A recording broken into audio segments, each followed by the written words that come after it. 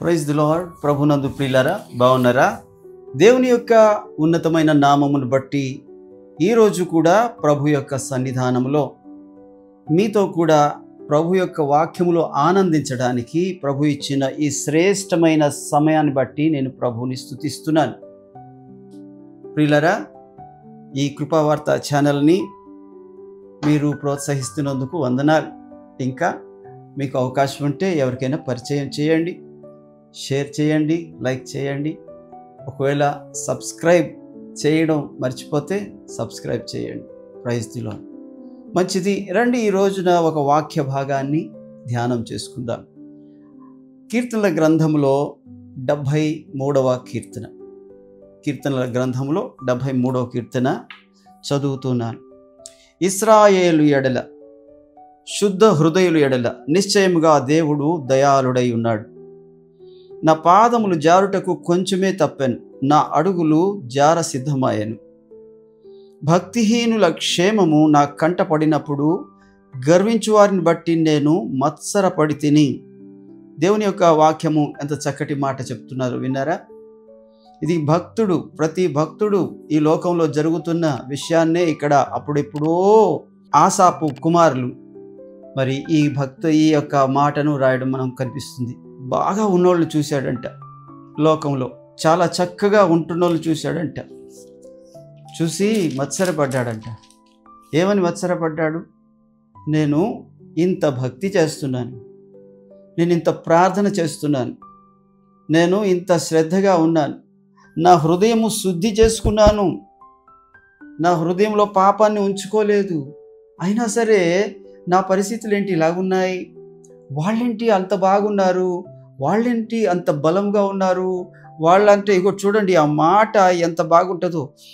ఇదిగో ఇతరులకు కలుగు, 5వ వచనం, ఇతరులకు కలుగు ఇబ్బందులు వారికి కలగవు, ఇతరులకు పుట్టునట్లు వారికి తెగులు పుట్టదు.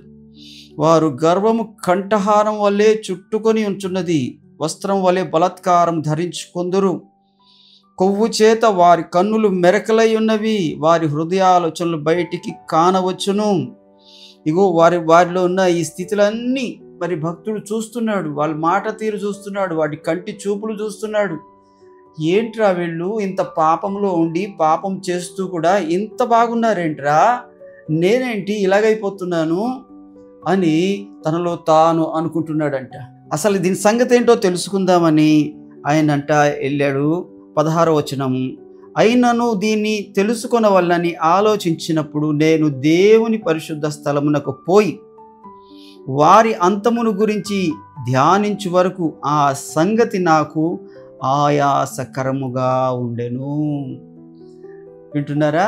దేవుని యొక్క వాక్యము మరి మంచోళ్ళని మరి దేవుడు ఎప్పుడు కూడా తన యొక్క భద్రతలో ఉంచుకుంటాడు.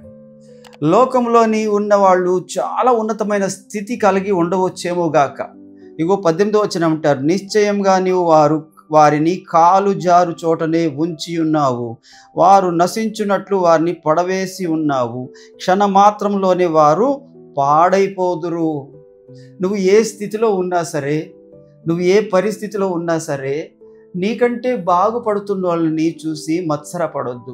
ఇక్కడ భక్తుడు అంటాడు 3వ వచనములో, గర్వించు వారిని బట్టి నేను మత్సరపడి తిని. అసూయ, మత్సరం, ఈ 2 తోబుట్టువులు లేకపోతే కవల పిల్లలు బాగున్న వాళ్ళని చూసినప్పుడు సహజంగానే ఒక మానవ మనస్సు ఏం చేస్తుందంటే, నువ్వెంత బాగున్నావు, ఇంత భక్తి చేస్తున్నావు, ఏంటి నీకు ప్రయోజనం, దేవుడు ఏం చేశాడు నీకు, ఇలాంటి తలంపులు మనసులోకి వస్తూ ఉంటాయి. అయితే దేవుని యొక్క వాక్యం ఏం చెప్తుందంటే, వారు కాలు జారు చోటనే ఉన్నారంట. ఇగో క్షణం మాత్రంలోనే వారు నశించిపోతారంట, క్షణం మాత్రంలో నశించిపోతారు. కానీ నువ్వెక్కడున్నావు అంటే చూడండి, దేవుని యొక్క లేఖనాల్లో ఇదే అధ్యాయములో 23వ వచనము, అయినను నేను ఎల్లప్పుడూ నీ యొద్ద ఉన్నాను, నీ కుడి చెయ్యి నన్ను పట్టుకొని ఉన్నది, నీ ఆలోచన చేత నీవు నడిపించెదవు, తర్వాత ఘనతలో నీవు నన్ను చేర్చుకొందువు. ఆకాశమందు నీవు తప్ప నాకెవరున్నారు, నీవు నాకుండగా లోకంలో నీదేది నాకు అక్కరలేదు. చూసారా, లోకం వైపు చూడొద్దండి. లోకంలో ఉన్నదంతయు నేత్రాశ, శరీరాశ, జీవపు డంభం అంటే గర్వం, అన్నీ దేవుని వల్ల పుట్టినవి కాదు. దేవుడు వాళ్ళకి ఇచ్చాడు, నిజమే. చూడండి, ఇంకా అద్భుతమైన మాట మీకు చూపిస్తాను. కీర్తనల గ్రంథంలో 17వ కీర్తనలో 14వ చరణం, ఈ జీవిత కాలంలోనే తమ పాలు పొందిన ఈ లోకుల చేతిలో నుండి నీ హస్తబలము చేత నన్ను రక్షించుము. నీవు నీ దానములతో వారి కడుపు నింపుచున్నావు. వారు కుమారులు కలిగి తృప్తి నొందుదురు. తమ ఆస్తి తమ పిల్లలకు విడిచిపెట్టుదురు. వాళ్ళు వెళ్ళిపోయినప్పుడు పిల్లలకి ఏమిస్తారంటే ఆస్తులు ఇచ్చి వెళ్తారంట, కానీ వాళ్ళతోనే ఆస్తి తీసుకెళ్లరు. ఇక్కడ ఏదైతే వాళ్ళు అనుభవిస్తున్నారో వాళ్ళు అనుభవించిందంతా ఇక్కడే విడిచిపెట్టి వెళ్తారు. నీకు ఉన్న మంచిదే, దేవునికి స్తోత్రం. ఇగో బైబిల్లోని లోకంలో ఉన్నప్పుడే అనేక మంది భక్తులు ధనవంతులుగానే ఉన్నారు. దరిద్రులు ఉంటేనే అది మంచిది అని నేను చెప్పట్లేదు, కానీ ఇక్కడ వాక్యం ఏం చెప్తుందంటే, నేనైతే ఒకవేళ ఇక్కడ ఉన్నా సరే లేకపోయినా సరే, బాగా తిన్నా సరే, ఒకవేళ కడుపు కాల్చుకొని ఉన్నా సరే, నేనెక్కడున్నానంటే నేనైతే నీ చేతిలో ఉన్నానని అక్కడంటే, ఇక్కడేమంటాడంటే నేనైతే నీతి గలవాడనై నీ ముఖ దర్శనము చేశాను. నేను మేల్కొన్నప్పుడు ఎప్పుడు ఒకానొక దినమున నీవు వస్తావు చూడు మధ్యాకాశంలోనికి. ఆ మధ్యాకాశంలో నేను మేల్కొన్నప్పుడు, నువ్వు పిలిచినప్పుడు నేను మేల్కొంటాను కదా, ఆ మేల్కొన్నప్పుడు ఆ నీ స్వరూప దర్శనంతో నా ఆశ తీర్చుకుంటానయ్యా. ఆ అవకాశం వాళ్ళకి లేదే. నేను ఏమైపోయినా అయ్యా నేను నీ చేతిలో ఉన్నానంటాడు. ఇదిగో ఆకాశమందు నువ్వు తప్ప నాకేది వద్దంటాడు. ఈ లోకంలోని ధనవంతులు అంటే వాళ్ళు కాదు, నీవు ధనవంతుడివి. యేసు కలిగిన వాడు ధనవంతుడు. యేసు ఉన్నవాడికి అన్నీ ఉన్నట్టే. ఎందుకంటే ఈ లోకం అంతా ఆయనది కాబట్టి, పరలోకము ఆయనది కాబట్టి, సమస్తాన్ని ఆయనే సృష్టించాడు కాబట్టి, దానికి యజమాని ఆయన కాబట్టి, ఆయన కుమారుడివి నీవు కాబట్టి, ఆయనకు ఉన్నదంతా ఏదైతే ఉన్నదో అది నీది కూడా. అందుకనే నిన్ను వారసుడు అని పిలిచాడు దేవుడు. మీరు మరి ఆశీర్వాదమునకు వారసులగుటకు పిలువబడితిరి అని పేతురు గ్రంథంలో 3వ అధ్యాయంలో మనం చదువుతాం. మీరు ఆశీర్వాదానికి వారసులు. ఆశీర్వాదం అంటే ఈ లోకంలో కనబడింది ఆశీర్వాదం కాదు, ఇదంతా మాయ. ఇప్పుడు ఉండొచ్చు, ఇప్పుడు నీకు 1000 రూపాయలు ఇస్తే ఆ 1000 రూపాయలు అక్కడే ఉండిపోతాయా? ఉండవు, అయిపోతాయి. 1,00,000 ఇచ్చినా అయిపోతాయి, ఏమి ఇచ్చినా అయిపోతాయి. ఒకవేళ ఇంకా ఎక్కువే ఉండిపోతే అవి నువ్వు తీసుకెళ్తావా? లేదు. ఎవడైనా తీసుకెళ్ళిన ఒక్కడైనా చూపిస్తావా? లేదు. అంటే నీవు తీసుకెళ్ళేది ఏదంటే, ఇదివరకు ఒక వీడియోలో నేను చెప్పాను, నీ క్రియలను తీసుకెళ్తావు. 2, నీలో ఉన్న ఆత్మదేవునితో కలిసి వెళ్తావు. 3, నీ యొక్క నుదుటి మీద దేవుడు నువ్వు నా సొత్తు అని ముద్రించుకుంటాడు. అనగా నీ పేరు జీవగ్రంథంలో రాసుకుంటాడు. అనగా మీరు దేవుని యొక్క ఆత్మ చేత ముద్రింపబడితిరి అని ఎఫెసీ 1:13 రాసిన ప్రకారంగా అవన్నీ నీతోనొస్తాయి. నీ క్రియలు వస్తాయి, పరిశుద్ధాత్మ దేవుడు వస్తారు. ఇగో పరిశుద్ధాత్మ దేవుని ముద్ర నీతో వస్తుంది, నీ పేరు జీవగ్రంథంలో ఉంటుంది. ఇవి నీతో వచ్చేవి. ఎంత బాగుంది ఈ మాట.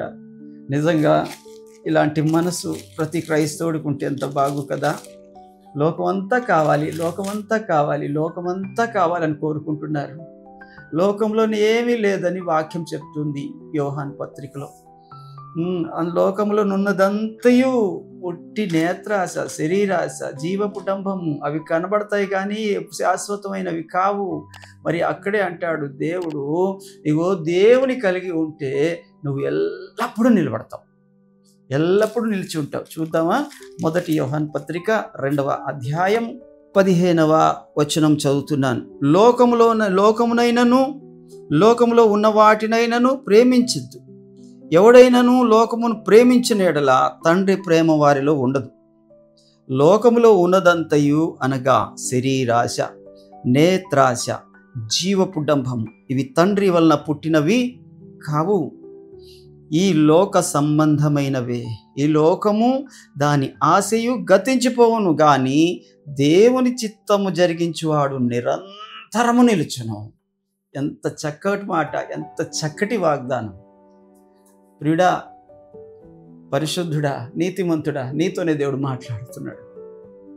ఈ లోకంలోని ఒకవేళ నీకేమీ లేకపోతే బాధపడొద్దు, దుఃఖించొద్దు. అయ్యో అందరికీ ఉంది నాకు లేదే అని అనుకోవద్దు. దేవుడు నిన్ను ఏ స్థితిలో ఉంచితే ఆ స్థితిలోనే సంతృప్తి కలిగి ఉండవు. ఇవేవి కనిపించేవి లేకపోవచ్చేమో, కానీ ఆకాశ మహాకాశములు పట్టజాలని వాడు నీలో ఉన్నాడు, నీతో ఉన్నాడు. ఆయన చేతిలో నువ్వు ఉన్నావు కనుక ఆయన యందు ఆనందించు, ఆయన యందు ఆనందించు. ఈ లోకంలోనంట దేవుని యొక్క వాక్యం ఎంత మంచి మాట చెప్తుందో చూడండి. యాకోబు పత్రిక 2వ అధ్యాయము 5వ వచనము చదువుతున్నాను. నా ప్రియ సహోదరులారా, ఆలకించండి. ఈ లోక విషయంలో దరిద్రులైన వారిని విశ్వాసమందు భాగ్యవంతులుగాను, తాను ప్రేమించు వారికి తాను వాగ్దానం చేసిన రాజ్యమునకు వారసులుగాను ఉండుటకు దేవుడు ఏర్పరచుకున్నారు. దేవునికి మహిమ కలుగును గాక. దేవుని యొక్క వాక్యం ఏం చెప్తుంది? నేను దీనుడను, నేను దరిద్రుడను, దగ్గర ఏమీ లేదు. అగో ఆ పాపంలో ఉన్న వాళ్ళు ఆశీర్వదించబడుతున్నారు. వారు బిల్డింగ్ మీద బిల్డింగ్ కట్టుకుంటున్నారు, కారు మీద కారు కొంటున్నాడు, నగలు కొనుక్కుంటున్నారు, నాణ్యాలు కొనుక్కుంటున్నారు అని నువ్వు మత్సరపడుతున్నావేమో, నీ హృదయంలో బాధపడుతున్నావేమో. దేవుని ఒక వాక్యం ఎంత బాగా మాట్లాడుతుందయ్యా. వింటున్నావా? ఇదిగో ప్రియులారా, ప్రియ సహోదరులారా, ఆలకించండి. ఈ లోక విషయములో దరిద్రులైన వారిని విశ్వాసమందు భాగ్యవంతులుగాను, తాను ప్రేమించు వారికి తాను వాగ్దానము చేసిన రాజ్యమునకు వారసులుగాను ఉండుటకు దేవుడు ఏర్పరచుకున్నాడంట.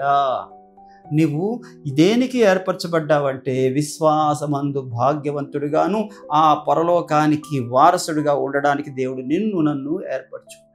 అందుకనే ఎప్పుడు మత్సరపడొద్దు, ఎప్పుడు కూడా బాధపడొద్దు. అయ్యో ఇవి నాకు లేవే, ఈ కారు నాకు లేదే, ఈ సొంత ఇల్లు లేదే, ఇగో కట్టుకోవడానికి మంచి బట్టలు కూడా లేవే అని అనుకోవద్దు. ఇవన్నీ లేవన్న సంగతి నీకంటే ముందు నీ దేవునికి తెలుసన్న సంగతి నువ్వు తెలుసుకోవాలి. అంటే దేవుడు ఆ స్థితిలో నిన్ను ఉంచాడు. ఎంత స్థితిలో నిన్ను ఏ హీన స్థితిలో ఉంచుతున్నాడు అంటే అంత ఉన్నతమైన స్థితిలో నిన్ను తీసుకెళ్ళబోతున్నాడు అని అర్థం. అందుకని అంటాడు, అన్ని నామముల కంటే పైనామం ప్రభు పొందుకున్నారంట. ఎందుకు పొందుకున్నారంటే ఇదిగో తను తాను సిలువ మరణం పొందినంతగా తగ్గించుకున్నారంట. ఆయన అంతగా తగ్గించబడ్డాడు కాబట్టి అన్ని నామముల కంటే పైనామాన్ని పొందుకున్నారు ప్రభు. నిన్ను ఈ రోజున తగ్గింపు స్థితిలో ఉంచాడు అని అంటే ఉన్నతమైన స్థానానికి నిన్ను తీసుకెళ్ళబోతున్నాడు. ఇది నీకు గొప్ప వాగ్దానము, ఆశీర్వాదం కూడా. ఇది అబద్ధము కాని సత్య వేద గ్రంథము చెప్తున్న దీవెనకరమైన ఆశీర్వాదం నీకు.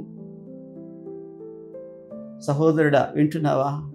మత్సరపడొద్దు, ఎవరిని చూసి మత్సరపడొద్దు, ఎవరిని చూసి బాధపడొద్దు. ఒక ఆయన ఇలాగే మత్సరపడ్డాడంట. తనకంటే పొరుగోడు బాగుపడిపోతున్నాడని ఈ భక్తుడు మత్సరపడిపోయాడంట. ఏది అడిగినా ఈయనకేమీ రావట్లేదు. ఏమి అడగకపోయినా, ప్రార్థన లేకపోయినా, ప్రార్థన చేయకపోయినా వాడికి అన్నీ వస్తున్నాయంట. ఒక రోజున ఆ అన్నీ వస్తున్నోడికి సన్మానం చేశారంట జనం అందరూ కలిసి. సన్మానం చేయడమే కాదు, ఆయన దగ్గర ఉన్న ధనాన్ని బట్టి అనేకులకు సహాయం చేస్తున్నాడని చెప్పేసి ఆయనకి మంచి విగ్రహం కూడా కట్టారంట, స్టాచ్యూ కట్టారు. అయితే ఈ మత్సరంతో నలిగిపోతున్నవాడు ఏం చేశాడంటే ఆ విగ్రహం ఉండడం ఇష్టం లేదు. వెళ్తున్నప్పుడల్లా రోడ్డు మీద ఆ విగ్రహం కనబడుతుంది. వెళ్తున్నప్పుడల్లా రోడ్డు మీద ఆ విగ్రహం కనబడేటప్పటికల్లా బాధేస్తుంది. నేను ఇంత మంచిగా ఉంటున్నాను, వీడికేమో ఇన్ని జరుగుతున్నాయని. ఎప్పుడైతే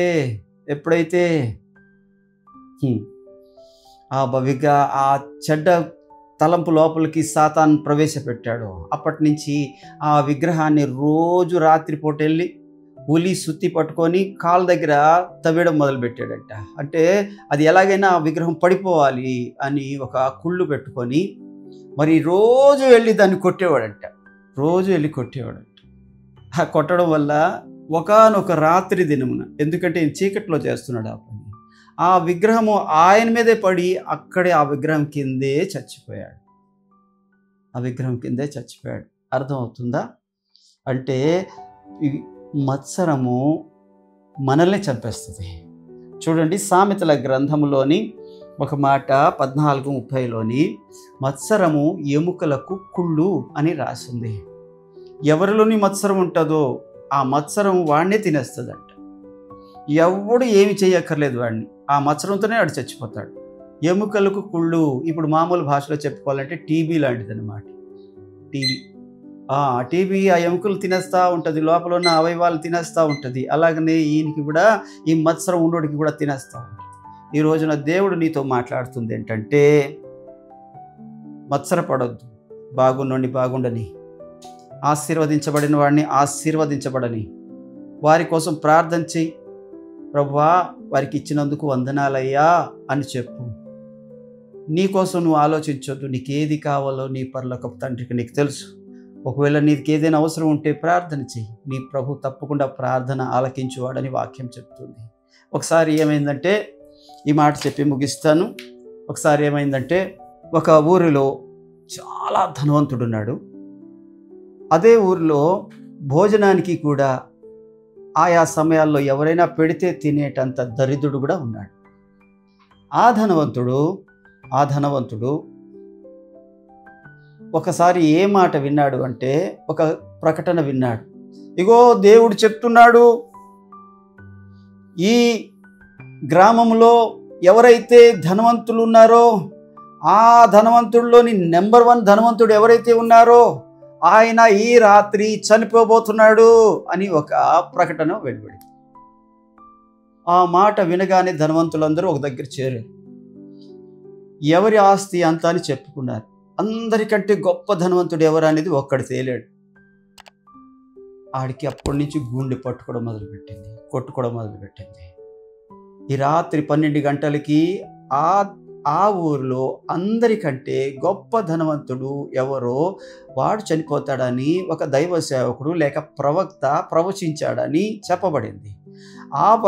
ఎందుకు చెప్పబడిందంటే, ఎవరైనా ఉంటే అలాంటి ధనవంతుడు ఉంటే వెళ్ళి ప్రభు దగ్గర బ్రతిమలాడుకుంటారు, ఆ పగలు ప్రార్థన చేస్తారు, ఆ మరణాన్ని తప్పించుకుంటారు అని ప్రకటించబడింది.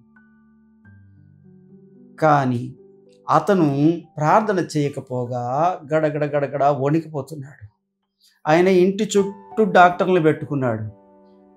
గుండెల కోసం ఒక డాక్టరు, మెదడు కోసం ఒక డాక్టరు, రక్తం కోసం ఒక డాక్టరు, కిడ్నీల కోసం ఒక డాక్టరు, ఊపిరితిత్తుల కోసం ఒక డాక్టరు, ఎముకల కోసం ఒక డాక్టరు, ఎన్ని రకాల డాక్టర్లు ఉన్నారు అందరినీ రప్పించేశాడు.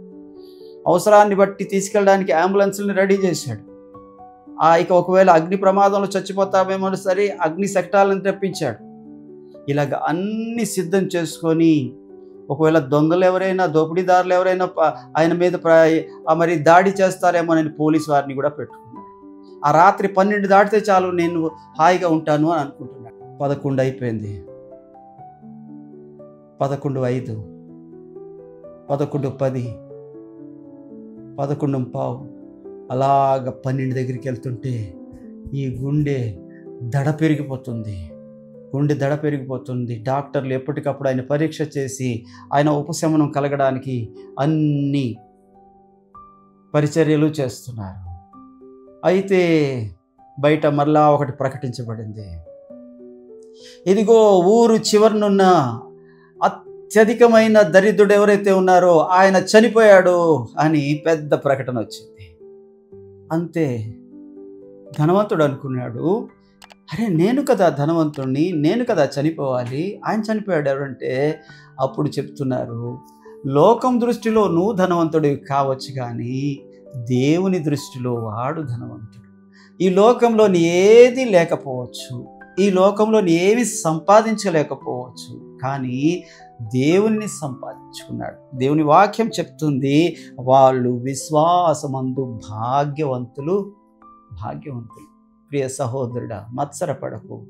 అసూయపడకు. ఎవరు ఎదుగుతున్నా సరే ఎవరిని గురించి ఏమీ అనుకోవద్దు. ప్రభు వాళ్ళకి ఇచ్చినందుకు ఇంకా వాళ్ళకి ఇవ్వాలని ప్రార్థన చేయి. ఒకవేళ నీకు అవసరమే అనుకుంటే తప్పకుండా దేవుడు నీకు ఇస్తాడు. అలాగున ప్రభు యొక్క సన్నిధిలోని ఆకాశమందు నీవు తప్ప నాకెవరున్నారయ్యా, ఆకాశమందు నువ్వు ఉండగా నాకు ఏది అక్కర్లేదని చెప్పు. Praise the Lord. దేవుడి వాక్యము నీ వినికిడిలో జీవితంలో ఆశీర్వదించునుగాక. వందనాలు.